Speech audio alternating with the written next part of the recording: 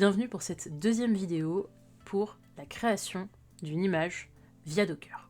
C'est tout simple. Pour ça, je vous propose qu'on prenne un projet fait en Django.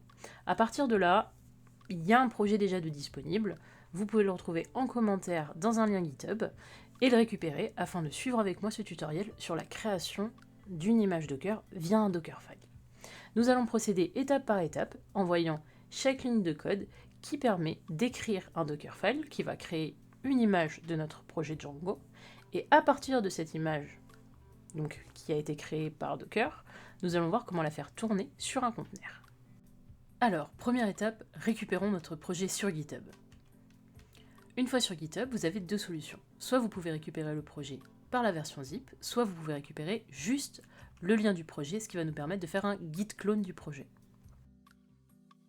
Deuxième étape, l'installation de notre projet. Afin d'installer correctement notre projet, nous allons aller sur notre IDE. En l'occurrence, j'ai choisi PyCharm. Dans cette IDE, nous allons faire une création d'environnement virtuel, ce qui va nous permettre de travailler sur un environnement dédié au projet. À partir de cet environnement virtuel, une fois vérification que notre environnement virtuel est bien mis, on va l'activer. Donc pour l'activer, c'est tout simple, nous allons utiliser la commande qui permet d'activer l'environnement que nous venons de créer. À partir de là, une fois que notre environnement est bien créé, on peut le voir avec la mention vamp juste à côté, on va faire le clonage de notre projet. Donc à partir de là, on clone notre projet avec le lien, et une fois qu'on a cloné notre projet avec le lien, et qu'il nous dit bah c'est bon, on a tout récupéré, on va passer à l'installation des librairies. Donc là, on regarde si on a bien tout le projet, on a bien tout le projet, on a bien le fichier requirements.txt qui contient à lui en fait toutes les librairies associées au projet. On va se rendre avec les commandes de déplacement dans le dossier qu'on vient de cloner, dans le bon endroit, donc dans la racine du projet, et à partir de là, nous allons exécuter une commande qui va nous permettre d'installer toutes les librairies que contient notre fichier requirements.txt associé au projet.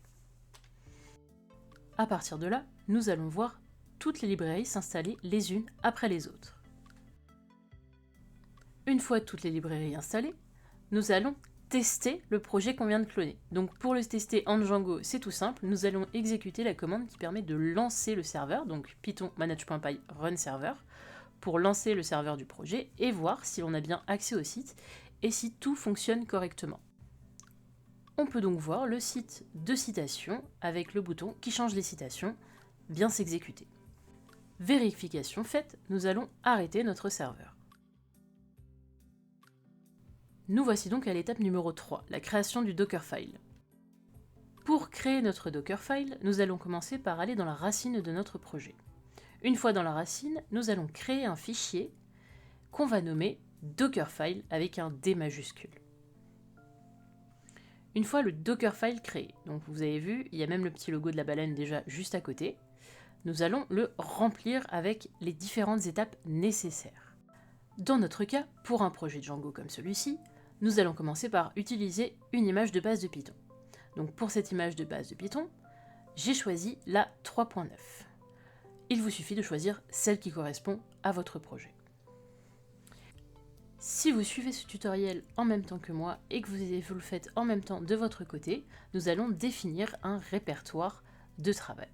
Donc comment définir un répertoire de travail? C'est tout simple. Je vous laisse les commandes afin de suivre avec moi les étapes nécessaires à la réalisation de la création de l'image de notre projet en Django. Ensuite, nous allons faire ce qu'on appelle une copie de tout notre projet, du coup sur notre image Docker. Donc pour lui dire à notre image, bah, tu copies quand même tout le dossier parce qu'on va avoir besoin de tout notre projet, on va utiliser la commande qui permet de copier tout le projet dans le contenu de notre image.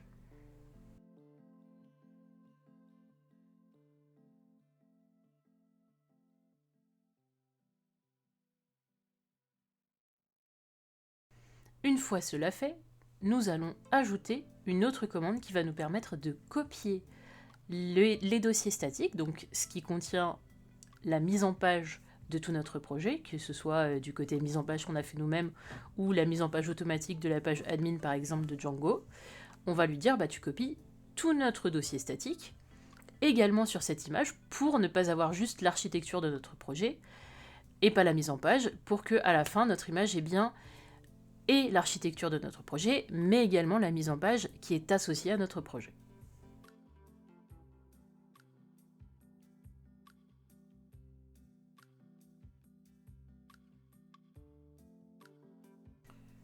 Une fois là, nous allons répéter une action qu'on a déjà faite manuellement. Et oui, on va installer, parce que dans notre image, il va falloir qu'on lui dise comment faire pour faire marcher notre projet Django. On va lui dire qu'il installe également les librairies associées à notre projet Django. Donc là, on réutilise exactement la même commande que ce qu'on a fait pour installer la librairie dans notre Django, mais cette fois-ci, on rajoute run juste avant, afin qu'il puisse comprendre que c'est une étape de notre recette du Dockerfile pour la création de notre image. Ensuite, nous allons passer à ce qu'on appelle les migrations. Donc, c'est très important, là, dans notre recette, en l'occurrence, dans notre cas, de lui dire, on va exécuter les migrations afin de soit créer, soit mettre à jour la base de données de notre projet. Donc, une fois qu'on a installé les librairies, on va utiliser la commande qui nous permet de lui dire, voilà, une fois que tu as installé les librairies, je veux que tu fasses une petite migration pour bien prendre en compte soit les mises à jour de la BDD, soit créer la BDD, mais en tout cas pour mettre à jour notre projet. Nous pouvons également rajouter comme commande, donc moi j'aime bien la mettre, c'est une commande qui permet de déplacer, en fait de copier les fichiers statiques dans un autre dossier qu'on va appeler static file, afin de copier du coup les fichiers statiques dans static file, et static file qui sera copié dans notre image Docker. Moi c'était un peu une sécurité quand je l'ai fait, pour bien vérifier que ma mise en page est bien dans mon image et pour ne pas avoir de mauvaises surprises juste après. Donc vous n'êtes pas obligé de le faire, c'est à vous d'adapter en fonction de vos projets Django, si le projet Django n'est pas exactement celui que vous avez récupéré par exemple avec moi pour faire les tests. Si vous avez votre propre projet Django, il faut adapter votre recette à votre projet Django avec ce que vous voulez faire avec. À partir de là, nous passons sur une commande qui est assez générale, qui permet d'exposer sur un port choisi. Donc qu'est-ce que ça permet? Ça permet de choisir un port et de dire que cette image, on va l'exposer, donc on va entre guillemets l'exporter, la mettre sur le port de notre choix. Voilà. En l'occurrence, moi dans l'exemple, j'ai choisi le port 8000 parce que c'est un peu un port par défaut que j'ai appris dans ma façon de coder, dans mon apprentissage. Donc c'est tout simple, la petite commande c'est expose 8000 pour lui dire je vais vouloir que tu sois sur le port 8000. À partir de là, nous allons ensuite lancer le projet. Donc comme on l'a fait tout au début manuellement pour lancer le projet, on va lui dire en étape, tu vas me faire la commande qui permet de lancer tout le projet. Sauf que cette fois-ci, on va rajouter un petit paramètre tout au bout qui est l'adresse IP à 0, et tu prends bien l'expose qu'on a fait juste en haut, donc l'export du port, sur 8000 pour lancer l'application avec du coup votre adresse IP 2.8000 pour bien la faire tourner.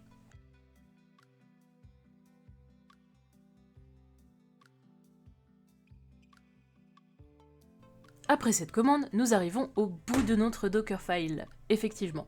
Donc là, on arrive au bout de notre super recette qui va nous permettre de créer notre image Docker. Étape numéro 4, la création de l'image via le terminal. À partir de là, nous allons créer notre image en lui donnant le nom qu'on veut. Une fois notre image créée, on peut voir que voilà, ça se crée petit à petit avec toutes les étapes qu'on a mis. On peut voir en détail les différentes étapes qu'on lui a demandées, dont l'installation des librairies par exemple. Une fois toute notre recette accomplie mot par mot, nous allons faire tourner cette image sur un conteneur avec le port 8000. Vous vous souvenez, on a mis le port 8000 dans notre Dockerfile, donc là on va lui dire tu vas donc Docker run entre guillemets me créer un conteneur qui va faire tourner l'image que je viens de créer sur ce conteneur-là. Maintenant notre conteneur lancé, nous allons vérifier qu'il fonctionne correctement. Nous allons nous rendre sur Google, nous allons taper du coup l'adresse IP par défaut locale de notre projet, et nous allons lui rajouter les 2.8000 à la fin pour tester notre conteneur et voir si notre conteneur tourne correctement. Hop, on peut voir que on a bien accès au projet qu'on a lancé localement tout à l'heure, du coup que notre conteneur fonctionne. Cinquième étape, que se passe-t-il du côté du conteneur Docker? De retour sur notre IDE, nous pouvons voir les différentes pages que nous avons actualisées avec l'appui de notre bouton. À partir de là, nous allons ouvrir un nouveau terminal en bash.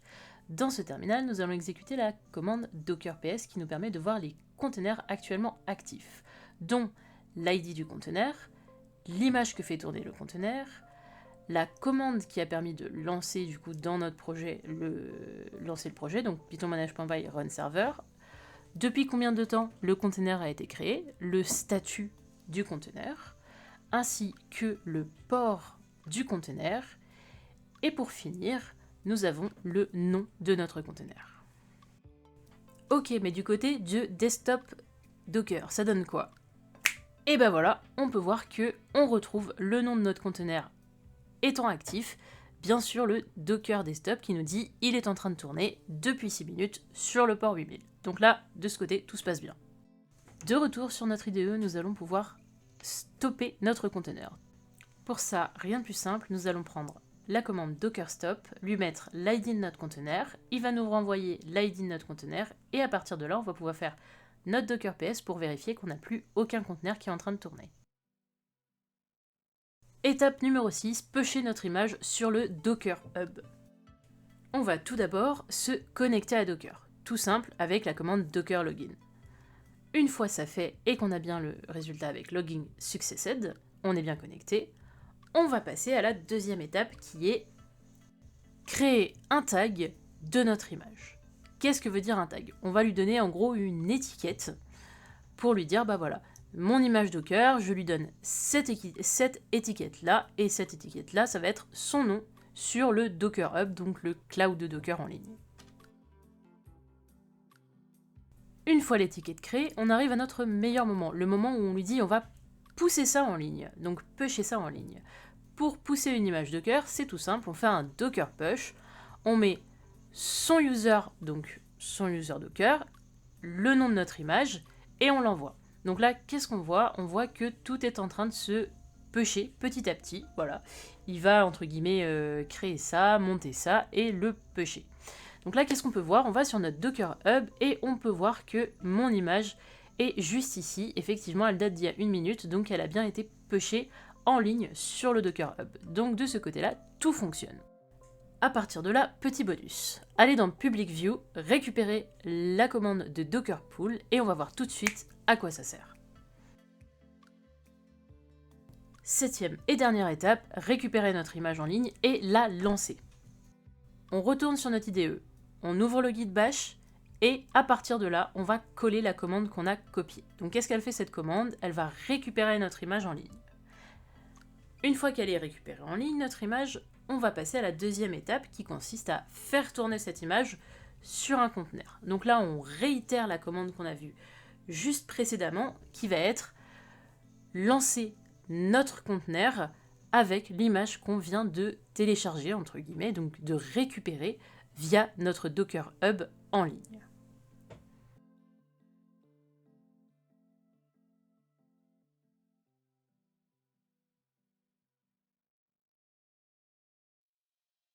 Notre image récupérée de Docker Hub est enfin lancée. Donc nous allons voir si tout fonctionne. On va sur le site, on réitère le site en local et on peut voir que tout est fonctionnel.